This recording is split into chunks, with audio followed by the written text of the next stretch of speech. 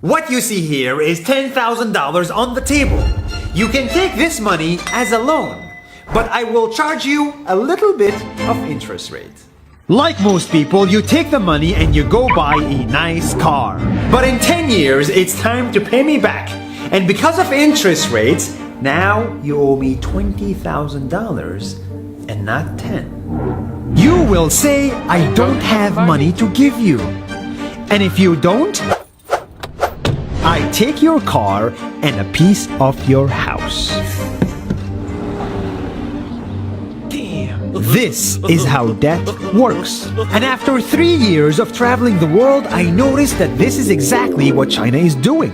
For example, take the small island nation of Sri Lanka. This developing country needs money and China has a lot of it.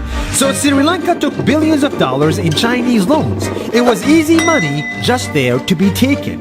And with that, they built skyscrapers, highways, airports, and shipping ports. The country grew and prospered. But few years later, this easy money came with interest rates, and Sri Lanka was so much in debt that it couldn't pay back China its money.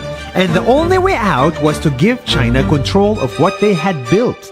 In other words, Sri Lanka lost a piece of its home to China because of debt.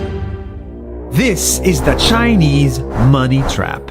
And it's a real thing I saw all over the world. In Papua New Guinea, I saw $2 billion in loans given by the Chinese to build skyscrapers, infrastructures, and ports.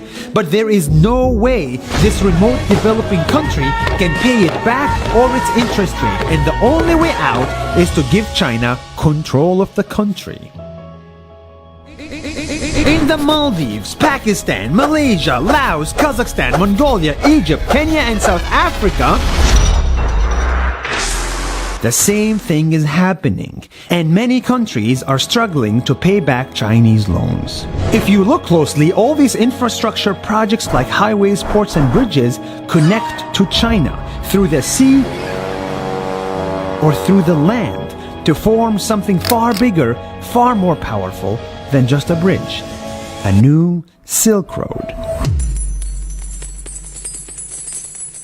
The world is already made by China, and I think slowly it will be owned by China. Don't get me wrong, building bridges, ports, highways, and airports is a great thing for the people and the country, but they come at a very high cost. And when these countries can't pay back the loans, these countries will lose their homes. One thing my parents had taught me is that there's no such thing as a free lunch or a free ride. So if we're not careful with our money or other people's money, then we better start learning Chinese. 下周见。